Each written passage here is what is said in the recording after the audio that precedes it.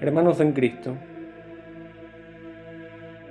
del fraile capuchino se conocen y divulgan muchas etapas de su vida, pero son sus años de formación como fraile y camino del sacerdocio, donde el Señor reveló en su vida los primeros prodigios y el maligno acusador inició su acecho, que prima la nebulosa y el desconocimiento. El 25 de mayo de 1887 nace en Pietrelcina, pequeño poblado del sur italiano, ubicado en la región de Campania, provincia de Benevento, Francesco Forgione, quien recibe este nombre al día siguiente de su nacimiento con el santo sacramento del bautismo, hijo de María Giuseppa di Nunzio y Grazio Forgione.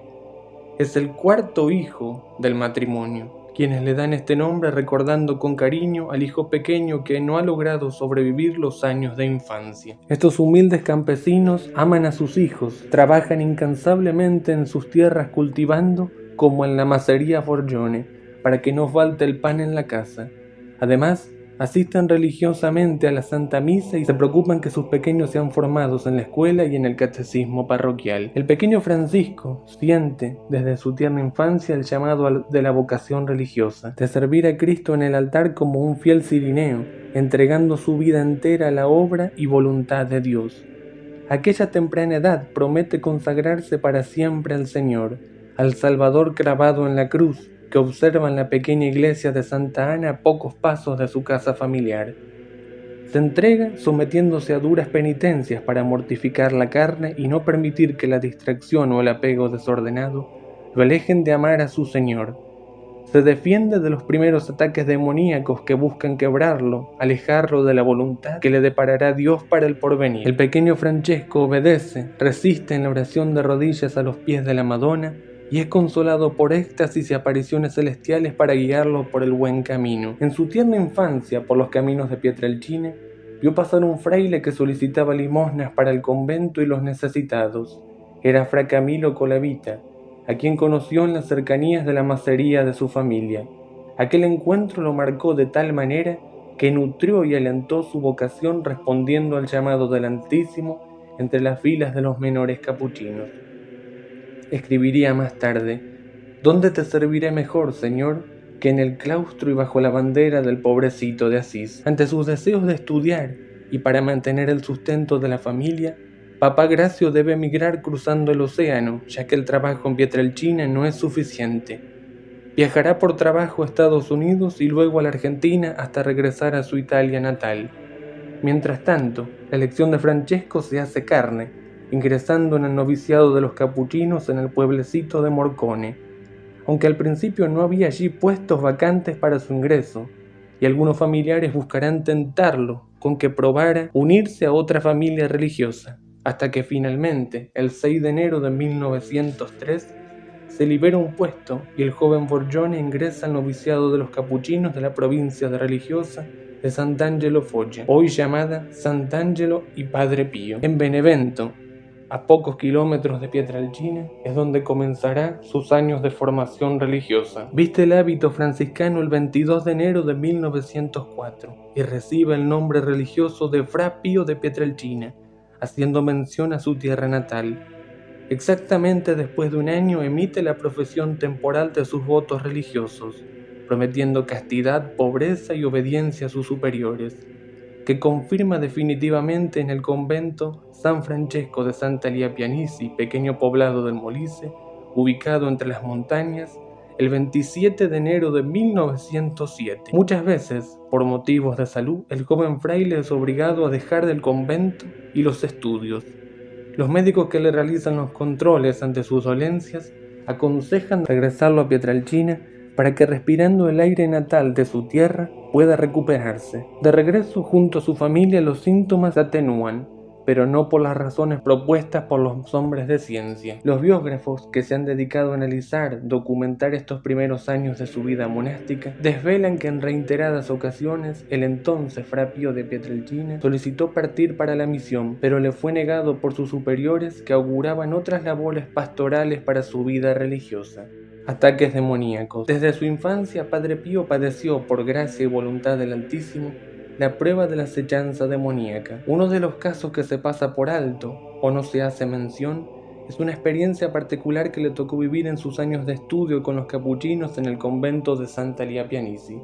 Así lo relata el propio Padre Pío en una carta a sus superiores. Me encontraba en Santa Lia Pianici en el periodo de los estudios de filosofía. Mi celda era la penúltima del corredor que gira detrás de la iglesia, a la altura del nicho de la Inmaculada, que domina el prospecto del altar mayor. Una noche de verano, después de recitar el matutino, tenía la ventana y la puerta abierta, por el gran calor que sofocaba la celda, cuando sentí ruidos que me parecían provenir de la celda contigua. ¿Qué cosa estará haciendo hasta ahora Fra Anastasio?, me pregunté. Pensando que estaba en oración, me puse a recitar el Santo Rosario. Había entre nosotros dos un pío desafío sobre quién rezaba más, y yo no quería quedarme atrás. Continuando estos ruidos con mayor insistencia, quise llamar al hermano. Se sentía entre tanto un fuerte olor de azufre. Me asomé por la ventana para llamarlo. Las dos ventanas, la mía y aquella de Fra Anastasio, estaban así de cerca que se podían cambiar libros o cualquier otra cosa con solo alargar la mano.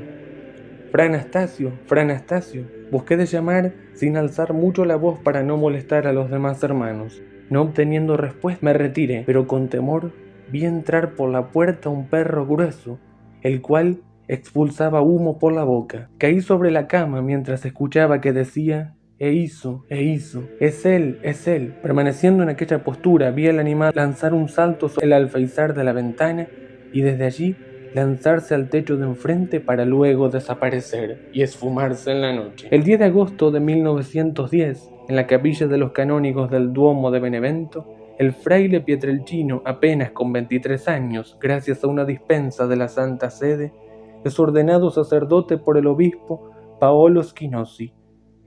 4 días después, Padre Pío celebra su primera misa solemne en la iglesia parroquial de Pietrelcina. En la tarjeta de recuerdo de ordenación escribe a Jesús: por ti, sacerdote víctima perfecta. No son palabras de circunstancia ni casuales. Muchas veces, de hecho, se ofrece al Señor víctima por los pobres pecadores y las almas del purgatorio. La respuesta celestial no se hace esperar, pues pocas semanas después se verifica la primera aparición de los estigmas visibles en una mano. Padre Pío queda horrorizado ante tal don del cielo, que ruega al Señor le retire este fenómeno visible, pero no así el dolor y el sufrimiento, que recibe con santo gozo de acompañar al Nazareno en el Calvario. En el mismo periodo, el Señor le concede a Pío compartir su coronación de espinas y flagelación, retirando el signo visible de las estigmas, pero no el agudo dolor que descarna su cuerpo. El 6 de enero de 1915, durante el conflicto de la Primera Guerra Mundial, inicia su experiencia militar, señada por 3 largos periodos de convalecencia a causa del resurgimiento de su extraña enfermedad, con fiebre hasta 52 grados. La pesadilla de la divisa concluye el 16 de mayo de 1918, cuando es dado de baja por su broncoalcolitis doble. No tengo un minuto libre, todo el tiempo está invertido en exorcizar a los hermanos de los lazos de Satanás. Bendito sea Dios. Entonces les ruego de no afligirme más, junto a los otros haciendo apelo a la caridad, porque la mayor caridad es aquella de arrancar almas atormentadas de Satanás para ganarlas para Cristo, y eso es lo que hago asiduamente de noche y de día. Oración al Padre Pío. Padre Pío, tú has vivido en el siglo del orgullo y has sido humilde. Padre Pío, tú has pasado entre nosotros en la época de las riquezas soñadas, jugadas y adoradas, y has permanecido pobre. Padre Pío, junto a ti ninguno sentía la voz, y tú hablabas a Dios. Cercano a ti ninguno veía la luz, y tú veías a Dios. Padre Pío, mientras nosotros caminábamos afanados, tú permanecías de rodillas y veías el amor de Dios clavado a un madero, herido en las manos, en los pies y en el corazón, por siempre. Padre Pío, ayúdanos a llorar delante de la cruz, ayúdanos a creer delante del amor, ayúdanos a sentir la misa como llanto de Dios, ayúdanos a buscar el perdón como abrazo de paz. Ayúdanos a ser cristianos con las heridas que versan sangre de caridad fiel y silenciosa, como las heridas de Dios. Amén. Si te gustó el video, déjalo en los comentarios para que podamos hacer una segunda parte de las experiencias desconocidas del Padre Pío. Apóyanos con un me gusta y suscríbete.